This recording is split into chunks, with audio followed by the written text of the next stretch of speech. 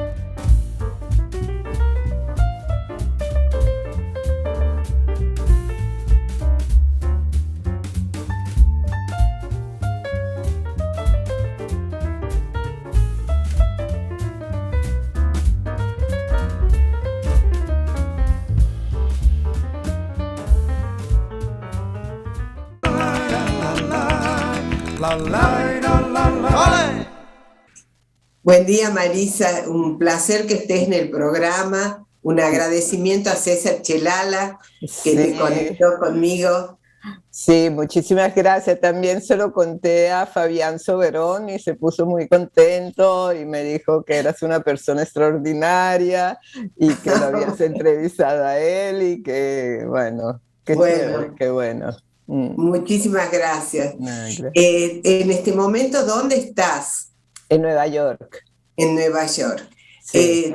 Tienes una tonada casi centroamericana, sin embargo, te quiero preguntar de qué lugar te sientes, porque por la información que tengo,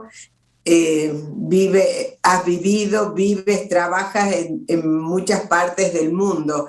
Esa pertenencia al mundo, me gustaría que puedas decir algo de cómo te implicas en eso y a qué se debe. Es mucho, yo sé. Mira, muchas veces yo misma me pregunto, ¿cuál es el país de verdad que uno siente como su tierra, no? Y no sé. ¿Dónde naciste? Yo nací en Venezuela, yo nací en Caracas, pero a los 4 años mi papá, periodista, estaba haciendo una encuesta sobre unos sicilianos desaparecidos por la dictadura y empezaron a amenazarlo y tal, después que cayó el dictador y tal. O sea, toda una situación bastante peligrosa para nosotros los niños, éramos mi hermano y yo. Y entonces decidieron enviarnos para Italia, o sea, mi mamá se vino con nosotros para Italia, donde estaba toda la familia de mi mamá, los abuelos, las tías y tal. Y bueno, después por una serie de cosas me quedé en Italia y regresé como a los 15 años a Venezuela, después volví para Italia para la universidad, después volví a Venezuela, después volví a Italia. Entonces, qué sé yo, Y te puedo... Madrid, ¿estuviste viviendo y trabajando en Madrid Bueno, también? ahora prácticamente antes estuve de 6 años seguidos acá en Nueva York, pero ahora como decidimos cambiar la sede legal del diario de familia, La Voce d'Italia, a Madrid, y mi hermano fue a Madrid, que es el director, entonces estoy prácticamente en Madrid y en Nueva York, o sea, me oscilo un poco entre estas dos ciudades por cuestiones de trabajo. O sea, estoy más tiempo en Madrid, debo decir, en este momento estoy más tiempo en Madrid que en Nueva York, donde está también mi hija aquí en Nueva York y es la persona con la que hemos pensado y fundado la otra revista que es Viceversa Magazine.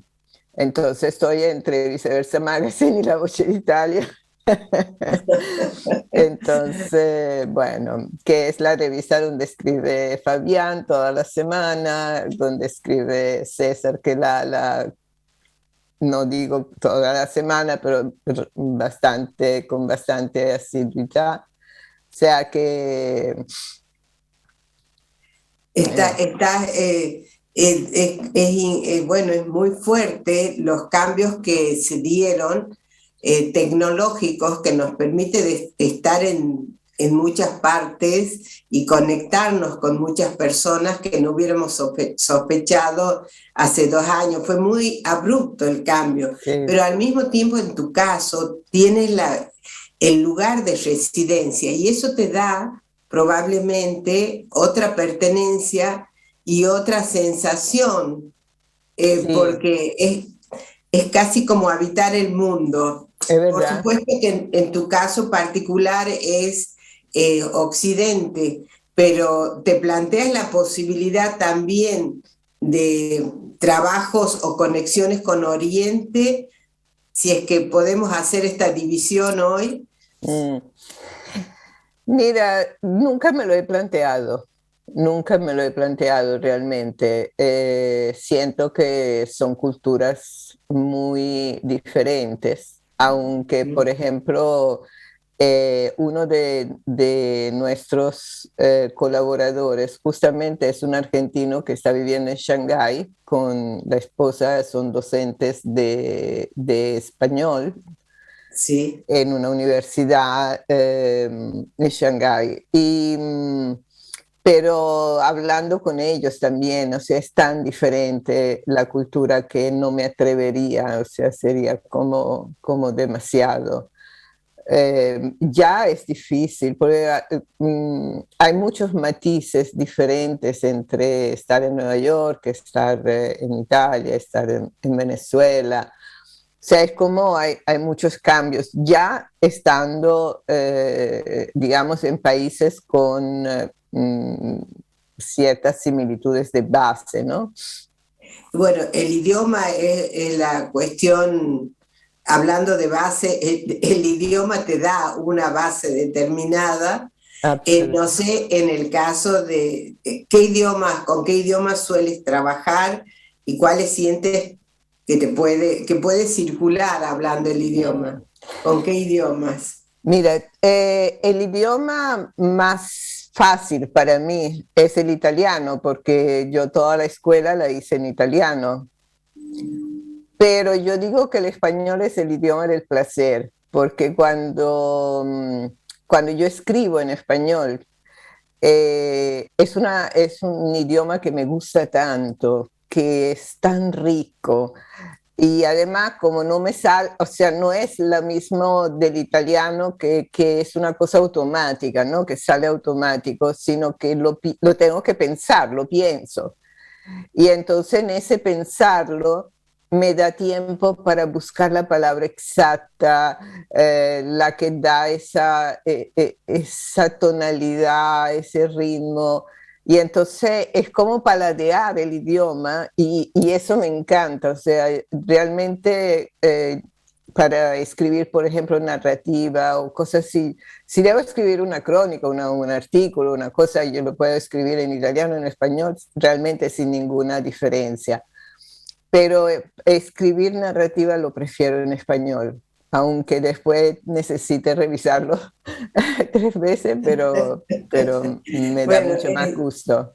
es muy, muy bella la descripción que hiciste, porque yo le agregaría algo que tiene que ver con el cuerpo. Hay como un goce, como de gustar la palabra, Eso. como que hay una relación más primaria. Bueno, no es casual que naciste en Venezuela y que el idioma, la lengua que te acunó era Era venezolano, venezolana era española. y yo no hablaba Entonces, italiano. Cuando yo claro, llegué, sí, perdón, ¿cuántos años tenías 4 años cuando y fuiste? medio, 4 años y medio.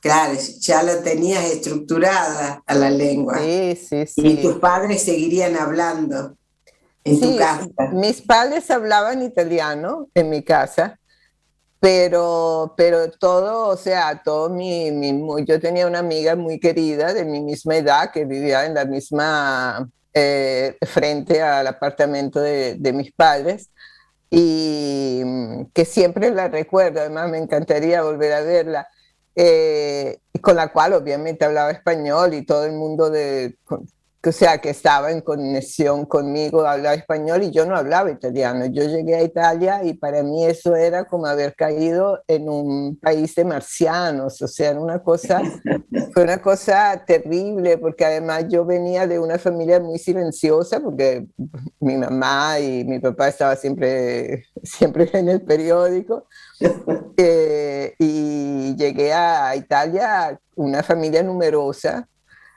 muy, ¿sabes? Muy italiana. Muy bochinchera, decimos aquí. Muy ruidosa. Y yo no entendía, estaba así como aterrada porque no entendía. Sí. Y ahora disfrutas de esa modalidad familiar. Sí, sí, sí, cada vez que, bueno, además que tengo una relación con mis tías que es relación mamá-hija, porque todas fueron un poco mamás, ¿no? Además, mamás diferentes, había la más cariñosa, la más seria, había la que yo admiraba mucho, que era la maestra, que es la que me enseñó a leer y escribir, y entonces yo la tenía así como que mi sueño en la vida era ser maestra, y... y entonces sí, la hay esa como necesidad de familia. Siempre me hizo falta cuando regresé a Venezuela. Sentía la necesidad, sobre todo en las fiestas, ¿no? Pues en Navidad, en Semana Santa, que son momentos en que las familias se reúnen. Y Pero, sí, y qué buena esa impronta que te deja una maestra realmente con mayúscula, porque a partir de ella pudiste ir más allá de ella, seguramente, con todo lo que haces, y sí. dedicarte a las letras. Básicamente te sientes escritora, me da la impresión por toda tu producción, Mira, o digamos, editora, o si yo pudiera, si si pudieras. yo pudiera hacer solo lo que me gusta, de verdad, sería escribir narrativa. Es lo que más me gusta. O sea, es como un mundo en el cual yo eh, logro construir mundos y agregar mundos y entonces eso es... también me gusta mucho el periodismo porque me permite la conexión con las personas, y eso para mí es muy valioso. No, me encanta el ser humano, me encanta el ser humano imperfecto, me encanta la persona con problemas bueno, que es somos todos tan vulnerables, ¿no? Aunque uno se ponga caretas y dependiendo de dónde está. Entonces, descubrir esa parte, descubrir el mundo de la inmigración, donde yo siempre me he movido, para mí ha sido, o sea, yo tengo una admiración profunda para los emigrantes y siento que para mí ha sido una suerte enorme poder crecer en una comunidad inmigrante. Sí, Siento, ahora es doloroso el tema. Siempre lo fue, porque los motivos en general para desarraigarse de un país, en general, ha sido la guerra. No quiere decir que no haya otras sí, vocaciones y otras posibilidades por deseo de conocer, por deseo de aprender, pero esto que trae es importante, la necesidad de vivir, de estar en relación con los otros para enriquecer tu propia escritura, porque sin una no se claro, sostiene la otra. la otra, no, Y, no. Eh, qué es lo que escribiste? ¿Qué lujos te diste entonces? sí, esos fueron lujos, sí. Mira, un primer libro, bueno, el primero fue mi puente hacia la inmigración, justamente, mi primer impacto con el mundo de la inmigración, porque yo había estudiado en la universidad en Italia y cuando llegué a Venezuela y empecé, claro, la inmigración italiana era mi casa, porque mi papá tenía este periódico que era, o sea, en la casa se hablaba de eso. Y entonces yo me sentía así como muy fuera de lugar, no entendía, o sea, me parecía todo tan... eh, las expresiones de la comunidad me parecían que pertenecían a los años 50 todavía, o sea, que no habían salido de Italia. Y entonces empecé a revisar los diarios que mi papá tenía, las colecciones de los diarios en librotes así enormes, ¿no? Y empecé a hojearlos y descubrí un mundo maravilloso, o sea, unas cosas que yo decía impresionante de los reportajes que él había hecho bueno, desde qué sé yo, una sastre que se había casado con, bueno, todas Las historias historias personales. muy especiales. Por ejemplo, hay una que siempre me recuerdo así con mucho dolor, porque un italiano de Istria, que cuando Istria ya no era italiana, él se quedó apólido y él se cayó, estaba trabajando en Venezuela en la construcción y de repente un día tuvo un problema mental y no recordaba nada. Y en ese momento la dictadura en Venezuela a las personas que estaban con problemas mentales las botaba dentro de la selva. Y entonces al pobre lo botaron en la selva y él logró recuperar y regresar, o sea, tuvo una historia y al final, como era pollo, entonces nadie podía hacer nada por él, ¿saben? Esas cosas diplomáticas, que no, que esto, que lo otro, y él murió frente al mar, o sea, mirando el mar, porque él quería regresar a Italia. O sea, Sí. historias así, eh, que eran así como unos cuentos. Entonces yo recuperé varios de esos reportajes y los comenté según lo que yo veía, ¿no? Según lo que yo sentía en cada uno de esos. Entonces ese fue lo primero. Pero la primera novela la escribí en italiano porque yo pensaba que ¿Cómo se no, llama? nocturno. Nocturno. Y ¿Por yo qué el nombre? porque, bueno, es esto, yo tengo un pasado de feminista bastante largo. Y en los primeros años, cuando yo empecé a entrar en los grupos feministas, yo trabajé mucho con mujeres amas de casa que habían llegado a menopausia y entraban en crisis depresivas muy grandes.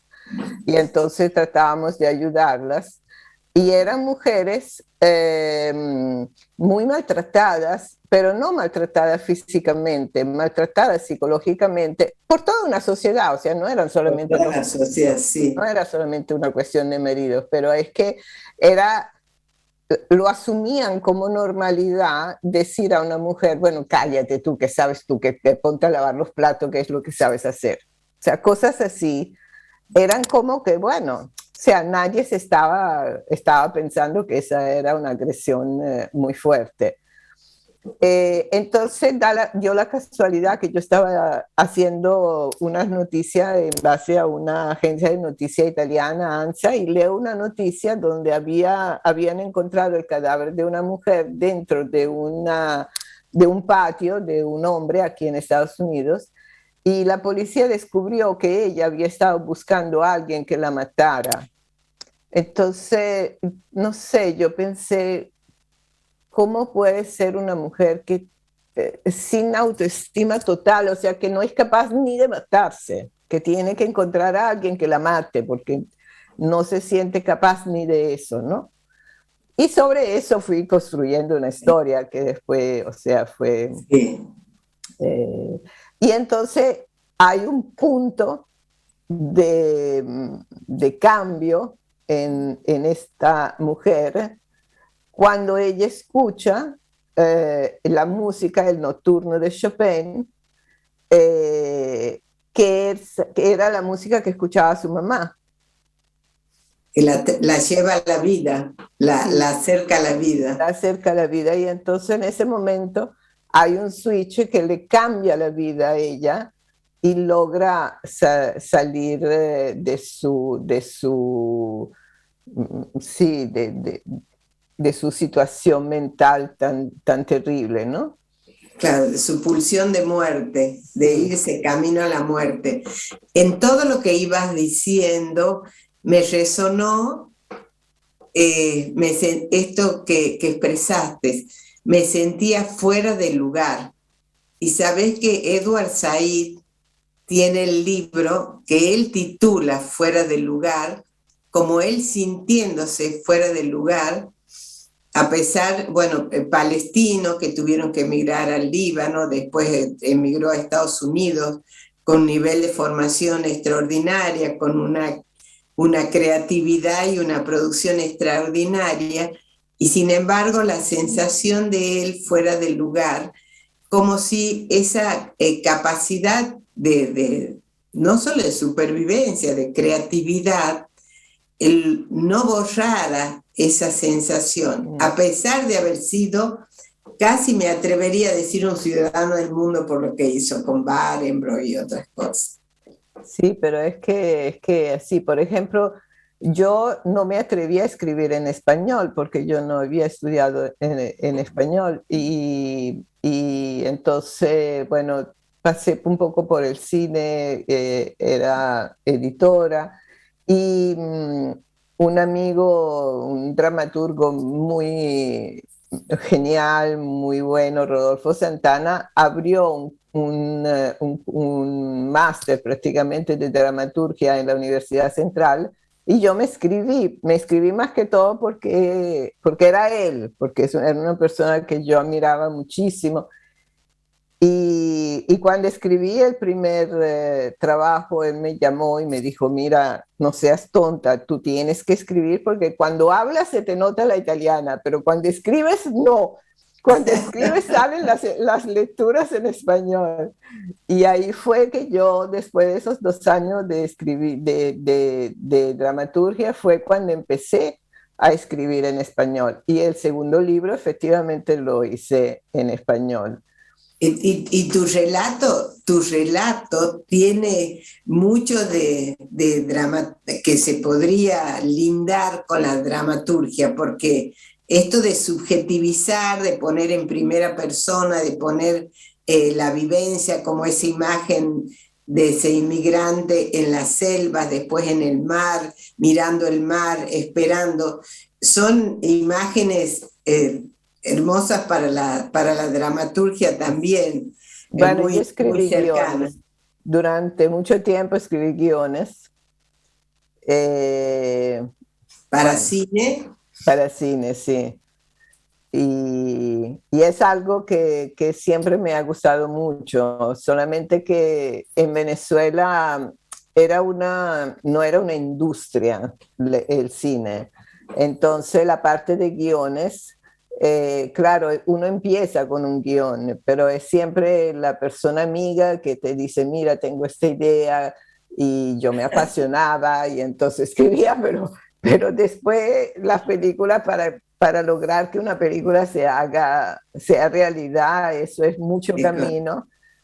Y entonces llegó un momento que yo dije, no, yo ya no puedo, o sea, no puedo trabajar tanto porque para escribir un guión era mucho trabajo. Y los libretos, hablo de plural, no sé cuántos escribiste, pero el libreto, ¿alguno te lo hicieron la puesta teatral? Hicieron una película que fue una coproducción Italia, Venezuela y Bélgica, me parece. Sí, trabajó Banderas, Patrick Bauchot, Bueno. sí, sí. Fue muy, muy satisfactorio y fue la única vez que realmente yo gané dinero escribiendo. Con el placer, te pagaron por el placer. Me pagaron por el placer, sí. ¿Qué sentiste cuando viste los personajes haciendo, diciendo, sintiendo lo que proponías en el texto? Mira, porque es algo particular, es casi como crear una persona. Sí, sí, es difícil, ¿sabes? Es difícil. O sea, yo creo que el guionista de la industria cinematográfica es un técnico y entonces eso te hace más fácil alejarte de los personajes y lograr, sí, un distanciamiento que tú dices, bueno, yo lo puse blanco y el director lo puso negro, a mí no me importa, ¿no? Pero en la situación mía, yo en cada personaje ponía tanto de mí, ¿no? Que claro, cuando lo veía, que yo lo había pensado blanco y lo veía negro, era algo que me dolía, me dolía. Claro, pero fui, o sea, después, claro, al final está el placer de todas formas de haber construido algo. Hicimos, por ejemplo, uno, y además siempre sobre temáticas de migración, digamos, los guiones que escribí. Y entonces eran historias que yo conocía, que yo había escuchado, que yo, sobre todo a nivel de mujeres, ¿no? Porque siempre a mí me ha interesado mucho el mundo de las mujeres. Y entonces, bueno, esta la realizamos, pero otra, el guión tuvo un premio en España y después, bueno, la directora se enfermó y no se hizo esa película. Pero sí. Pero bueno, es aceptar en ese caso la intervención de tantos para llegar al producto, Eso. de tantos intermediarios entre tu texto y el producto final. Y además cierta fragmentación, porque cada uno hace su aporte y tiene que haber una cabeza que lo ajuste en la dirección que quieres ajustarlo, y entonces entra también lo comercial. Es compleja la producción. Compleja, sí, es compleja. Así que, bueno, te propongo que hagamos una pausa y seguimos.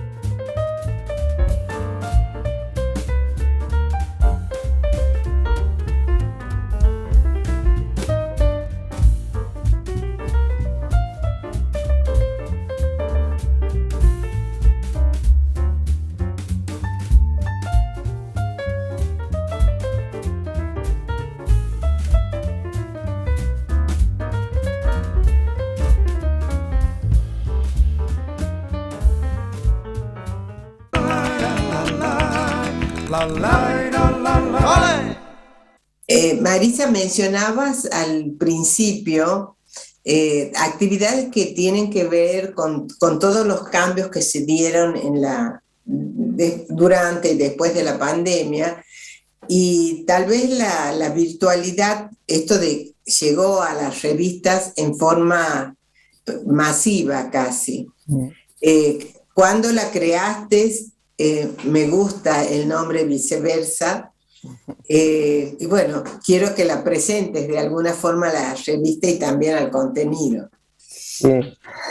Bueno, Viceversa nace como una revista que nosotros le llamamos una plataforma de pensamiento, o sea, un espacio en el cual más que todo no era sobre la noticia inmediata, sino más bien sobre la reflexión, la opinión, el análisis o la crónica, sí, totalmente libre y también dando un espacio bastante grande a todo lo que es la imagen, fotografía, collage, caricaturas y escritura creativa.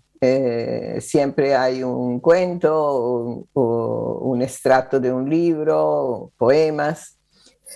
Y entonces, a través de las entrevistas, quisimos darle un espacio a las personas que están haciendo cosas muy interesantes y son hispanos, latinos sobre todo, y están haciendo cosas súper interesantes aquí. Son escritores, son artistas, son médicos reconocidos, un argentino astrónomo, o sea, personas que no se conocen porque claramente los americanos lo asumen como americanos, ¿okay? Pero que ellos tienen unas raíces latinoamericanas muy importantes y entonces yo sentí que quería resaltar esa parte. Pero ¿trabajas solamente con personas que residen en Estados Unidos? No, de distintos lugares. No. Los escritores, los colaboradores escriben desde cualquier lugar. El único, yo digo que nuestra tierra común es el español. Yo considero que es sumamente importante mantener el español, un buen español, en un país en el cual, bueno, en cualquier país los idiomas se diluyen. Entonces, a veces uno empieza a mezclar, ¿no? A mezclar el español, su idioma de origen con el idioma donde vive. Entonces, eso crea distorsiones en el idioma y es bueno tener puntos de referencia, que obviamente son los libros en su mayoría, pero también en un día a día aquí hay escuelas, universidades que leen Viceversa a los alumnos que estudian español. Entonces, bueno, eso por un lado. Otra parte que también me interesaba mucho era crear este espacio para mostrar otra imagen de América Latina, que no es, porque la imagen que llega siempre es la peor, o sea, se habla de un país cuando en ese país hay problemas y eso es el periodismo, o sea, no es que sean malos con nosotros, sino que eso es el periodismo. Entonces yo quise resaltar la gran capacidad de análisis, de opinión, de creatividad que existe en los países, a pesar de quien los gobierna, a pesar de los problemas económicos, a pesar de muchas cosas, ¿no? Entonces, sí, por eso es que, debo decir que ha sido una satisfacción, es una satisfacción enorme porque hay realmente muchas personas que están muy cerca de, o sea, se han construido amistades con personas que yo no conozco personalmente, porque eh, Claro. nos conocemos por la imagen o por la escritura, y es muy grato eso, es muy grato. Tengo ¿Y mucho y a qué países llega la revista? Bueno, llega en todas partes porque como es online, los Pero, países que tienen entiendo. más, digamos, donde tenemos más lectores es México, Argentina, Venezuela, Colombia también. Eh, sí, estos son los que más tenemos. Después, claro, hay lectores en Chile, en Ecuador, también porque depende a veces de los colaboradores, ¿no?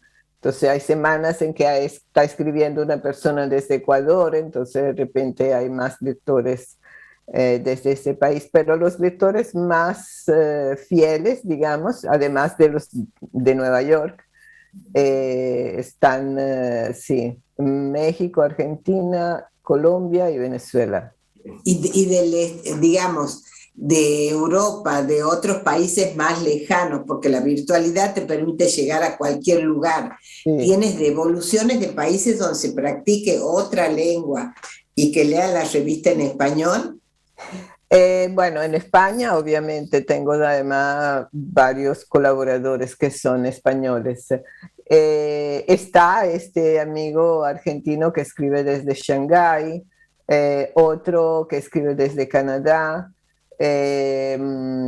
Hay una que escribe desde Berlín. Una colaboradora en Francia enseña español y leen los editoriales. No, ella enseña ciencias políticas en la Facultad de Ciencias Políticas, enseña español y entonces lee los editoriales que yo escribo prácticamente cada semana y que son el punto político, digamos, el único punto político de editorial, digamos. Eh, entonces sí, hay puntos, ¿sabes? Donde hay español, donde hay unos lectores en español, eh, les llega viceversa y eso también a veces corren con las palabras, o sea, una persona habla con otra y a mí me Claro, pasa a veces. Sí, por sí, transmisión por oral, transmisión digamos. oral, sí, sí. Entonces lo descubren y dicen y me escriben y que sí, es bastante. ¿Y, y qué tiene que ver el nombre con el objetivo que te planteaste con la revista? mm, bueno, varias cosas. Primero que era un nombre que se leía igual bien tanto en español como en inglés, ¿no? Uno lo escribe y lo lee, o sea, viceversa y viceversa, pero lo escribe igual. Segundo, que era justamente eso, o sea, era viceversa de cómo hay esta percepción de los latinos que habla, o sea, el americano medio ve el latino solamente como persona indocumentada, que da problemas, y no, o sea, el enriquecimiento que viene de los latinos en todos sectores, desde el más humilde hasta el más eh, alto, es enorme, y entonces reconocerlo, o sea, mostrárselo, mostrárselo a través de la real, de un hecho real, que es una entrevista o es una opinión o es una cosa, y lo mismo de los países, ¿no? Que Venezuela es mucho más que todo lo que puede ser el chavismo, Colombia es mucho más que la droga, Argentina es mucho más que el tango, o sea, eh, hay, mm, hay gente, hay gente que piensa, que opina. Sí.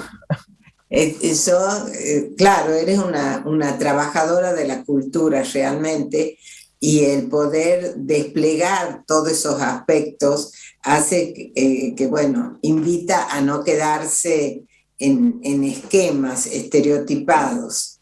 Sí, Eh, y en ese sentido, ya que lo nombramos a Edward Said, viene a mente lo que él decía, que es el estereotipado, la imagen que tenemos de Oriente, porque es como todo un paquete compacto con algunos signos distintivos, bueno, lo decía a finales del siglo pasado, pero de todos modos tiene que ver con eso, que poder desplegar, meterse en las vivencias, en las particularidades, y ahí es donde está la riqueza y también toda nuestra producción cultural, que es amplísima. Sí, sí. Como dices, con grandes contradicciones, no es que claro, no estamos hablando de paraísos, estamos hablando de vida real. Estamos hablando de vidas reales que agudizan, muchas veces agudizan la capacidad, el ingenio, porque por ejemplo, un médico estadounidense, si le falta una cosa, una piecita, se para, porque él está acostumbrado que tiene todo. Un médico nuestro le falta cualquier cosa, inventa, o sea, no deja que se muera el paciente porque no tiene una herramienta. Y eso vale para todo, ¿eh? Para todo. En la mecánica, en la cocina, o sea, las situaciones en las que estamos acostumbrados a vivir nosotros, que son situaciones muchas veces de emergencia, permite adaptarse a las dificultades y buscar la manera de superarlas. Entonces eso a mí me parece o sea, una cosa que agregamos a una cultura tan esquematizada como la de los Estados Unidos y la anglosajona. Tan fragmentada, claro. Sí, sí. El podcast, ¿qué te ofrece como recurso de comunicación y de periodismo? El podcast ha sido una experiencia maravillosa porque realmente es el nuevo, la nueva manera de estar informado, sobre todo de los jóvenes, de los millennials y de los más jóvenes. O sea, todo el mundo escucha algún podcast. Y nosotras teníamos deseo de hacer un podcast desde hace tiempo, íbamos pensando, ¿no?, en agregar una cosa así.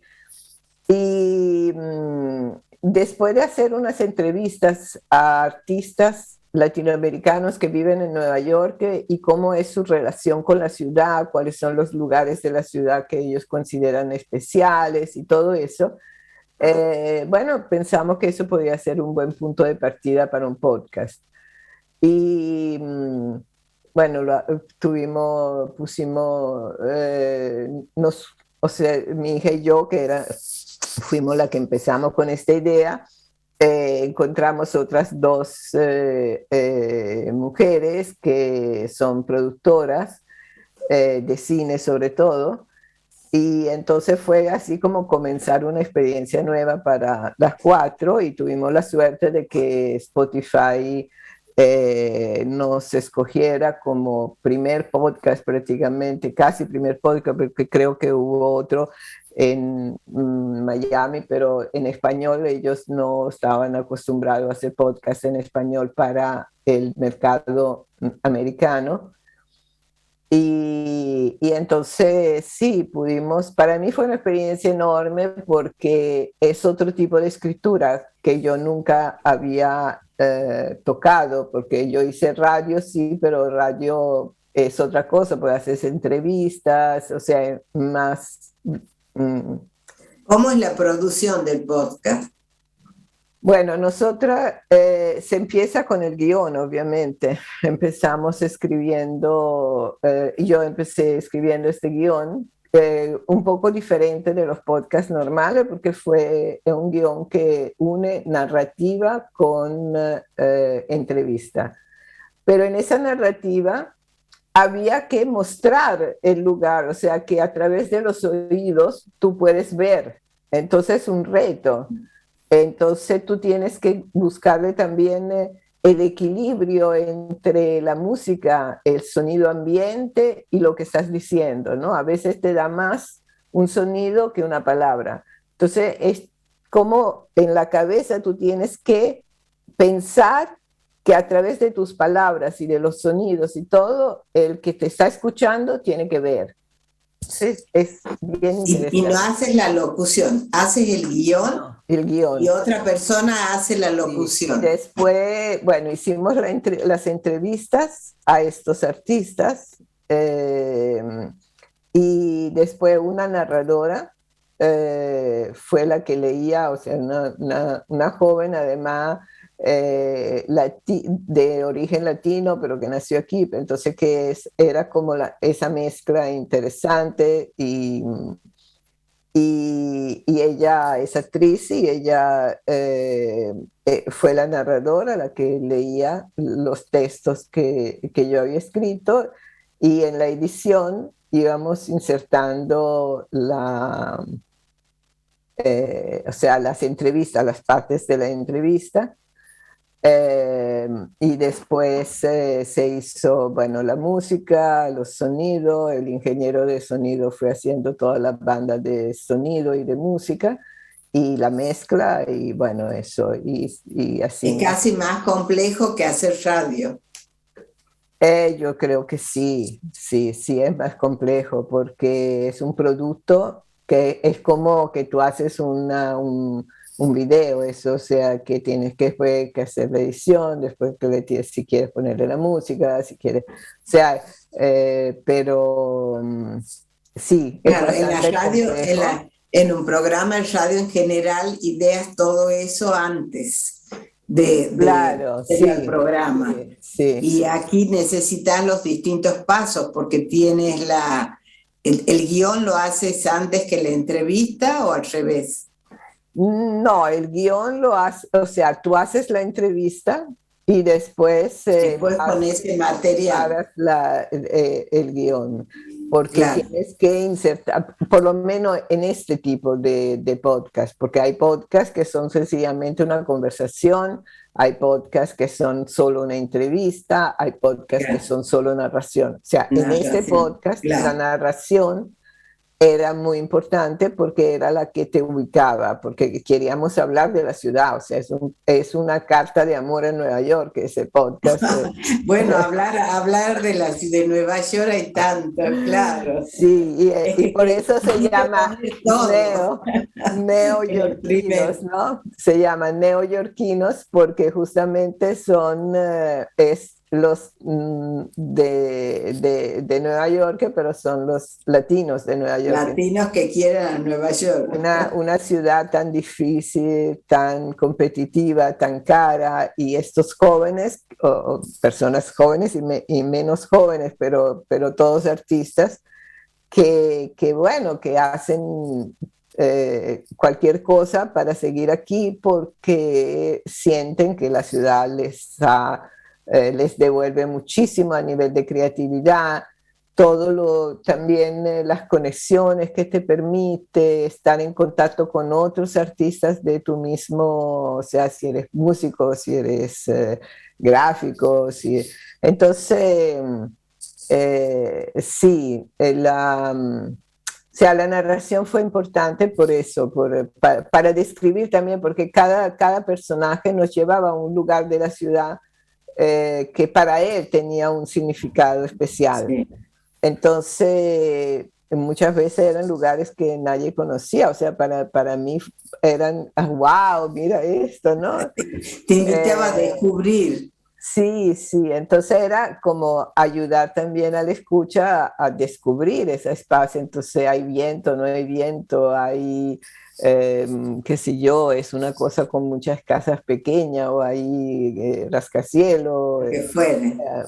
sí. Es muy, o sea, todos los guiones los haces porque, a ver, para quien quiera escucharlos, además es importante dar el dato. ¿Cómo entran al podcast? Si pones neoyorquinos podcast, automáticamente llegas a Spotify y puedes entrar al podcast. O sea, es gratuito, solamente creo que tienes que, bueno, estar registrado en Spotify, pero no hay que Sí. pagar. Debo decirte que al escucharlo me pareció muy creativa. La narración tiene mucho de narración literaria y es muy grato, además de toda la información que tiene. En ese caso, ¿todos los guiones los haces o también hay otra persona, otros que hacen? No, Todos no, son- yo los hice, los guiones son todos míos, sí. Bueno, Eh, admiro tu energía para hacer tanto, desde ya y al nivel que haces. Bueno, es Bueno, que me entusiasmó mucho eso. Además, ya tenía una base con las entrevistas que ya había escrito para viceversa, claro. ¿no? Fue como cambiarlas para lo que es un podcast, pero las entrevistas existían. Eh, hacemos una pausa. Ah, faltaba algo para preguntarte, que quería preguntarte, lo dejé para el final, y es tu desempeño en la política, para que después hagamos una síntesis si es posible. Además, hablando de todo el trabajo que haces, también desempeño en la política. ¿De Sí, qué se bueno, trata esa? eso también fue una experiencia muy interesante, porque como te decía, yo siempre me ocupé mucho del mundo de la emigración, siempre me he sentido muy orgullosa de mi ser emigrante y ser emigrante ítalo-latinoamericana, que tiene una especificidad para las mujeres muy positivo, porque para las mujeres haber emigrado en América Latina en la mayoría de las veces ha sido un proceso de emancipación y que las mujeres que han quedado en Italia no tuvieron, porque, por muchas razones, ¿no? Porque Mm. eh, entonces, cuando me propusieron ser ¿Diputada? candidata al Parlamento, a la Cámara de Diputados, yo al comienzo dije que no, o sea, o sea, yo siempre he estado como del otro lado, ¿no? Y el senador que me lo había propuesto me dijo, ah, bueno, es muy fácil, ¿no? Tú te pones en la ventana y criticas a todo el mundo, porque yo siempre con el periódico de mi papá, siempre tomaba así, o sea, muchas cosas en favor de la inmigración. Y me dice, y cuando te decimos ensuciate las manos, tú das marcha atrás, ¿no? Entonces, bueno, me agarró un poquito por ahí. Y después dije, bueno, mira, ¿qué pierdo? Es una experiencia, ¿no? Sin ninguna intención, o sea, ni remotamente pensaba ganar yo las elecciones, porque en Venezuela en ese momento había como 130.000 italianos de pasaporte italiano y en Argentina eran como 800.000 y en Brasil 400.000, o sea, era una cosa No había absolutamente, relación. nadie pensaba que yo iba a ganar y yo menos. Pero fue una experiencia increíble porque yo no soy político, pero yo sí siento en lo profundo los problemas de la inmigración. Yo conozco los problemas de la inmigración y sobre todo de nuestra inmigración en Latinoamérica. Y cuando hablaba y hacía mis encuentros con las comunidades, yo hablaba como yo hablo, o sea, yo era sincera, yo no hacía discursos políticos, hacía discursos humanos que de verdad yo creía. Y, y se me acercó mucha gente bella, hermosa, o sea, personas increíbles. Yo tuve experiencias en Argentina, realmente experiencias muy importantes, muy cálidas a nivel humano. Hacemos una pausa y tienes la última palabra para el final, para lo que quieras agregar o de mirar retrospectivamente la entrevista y decir lo que quieras.